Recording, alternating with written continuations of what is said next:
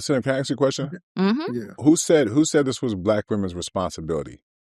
So that's the best Like we're in part. the conversation. We're in the conversation. Did Clifton Powell say that it was Black women's responsibility, or did he describe, in happenstance, relationship or otherwise, that it was a Black woman who happened to help him? Did he say that this was a Black woman's responsibility, or was that an example of projection that you pinged on, right? And attached to low key? Because when did he say that?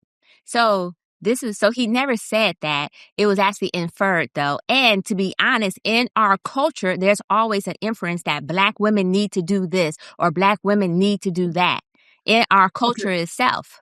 I'm talking about in that direct engagement. Do you feel like, because I didn't get that he was saying this is Black women's responsibility. It goes back to what I was just saying.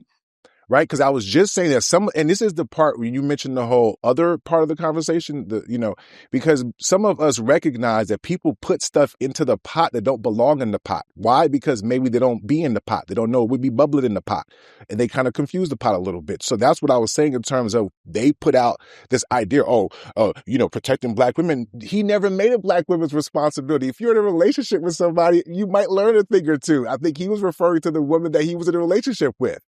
Right. And she might be like one of those new age healed people who helped him to release his chakras. And he's over here eating gingerbread, like doing some new shit. And he's like, yo, I'm coming to a different awareness.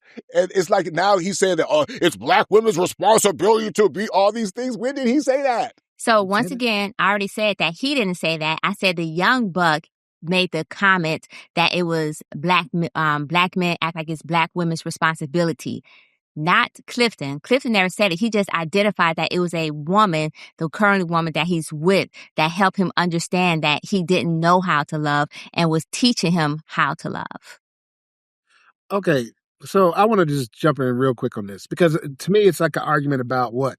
Because who learns to love in isolation? I don't know if anybody really does. We all learn to love in relationship to other people, right? We can love ourselves, but learning how to love another person means listening to them, responding to them, giving them what they need, being sensitive to them. So, of course, he was going to hopefully meet somebody who would teach him how to love and help him to learn how to love. And all this talk about Black love, we would hope it's a Black woman, right? I don't even understand. I know we believe that everybody has to show up to a relationship already completely healed and fixed. But most people don't even know what their traumas really are yet. So I think that's a bit unrealistic. So I don't know. I think the touchy-feely saccharine dude who got all excited at the table, threw some red herrings out there and projected some stuff that wasn't in the conversation. And I guess he was trying to earn some points. I call that simping. You can call it what you want to call it. And that's where I see it. I call it campaigning for meta buns. But hold on, he can't both be that and campaigning for meta buns. Come on, dog. We can't do both. We can't say he's that. The young cat, like, he came unhinged dead easy. Well, do some push-ups. Shit. I think legitimately he was responding to some trauma or whatever, right? And, I do think S&M does have a point, but S&M, there is a reason why some of us respond a certain type of way, right? So I just want to be honest about that. Anything else on this, guys? Because I feel like if we don't, I just want to say this. I hate, like, if you're at a round table and the whole goal is for people to feel vulnerable and open to have their experiences and to communicate, you're trying to learn.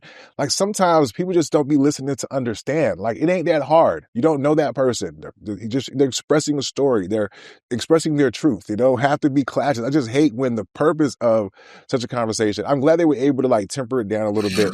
But even for me, I hate that it escalated that to even that. I hated that it needed to do that because why? Right. And so and I also hate the fact that it be the people who think they're the most healed who show you that they're not. This is a perfect example of people walking out here thinking, I've done all the work. And no, my brother, you have not.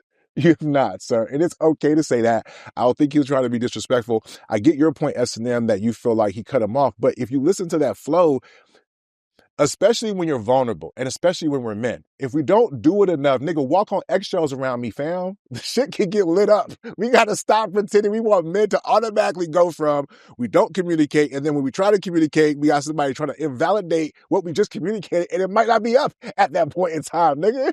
I'm old enough to be your granddaddy. Why are you talking to me like this?